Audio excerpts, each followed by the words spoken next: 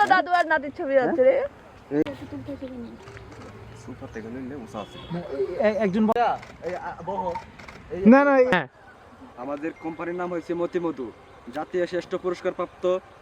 তা আমরা 1962 সাল থেকে আমরা এই মৌমাছি পালন করে আসছি।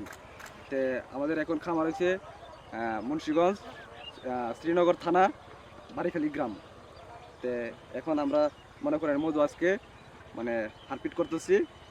তে মনে করেন যাদের লাগে তারা আপনি আমাদের সাথে যোগাযোগ করতে পারে। আমাদের একটা পেজ আছে মতিমধু বিক্রি কেন্দ্র, তারা এখান থেকে অনলাইনে আপনি অর্ডার করতে পারেন।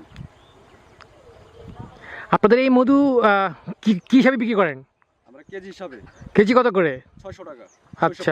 আর কালিজিরাটা হচ্ছে আপনার 1000 টাকা কেজি।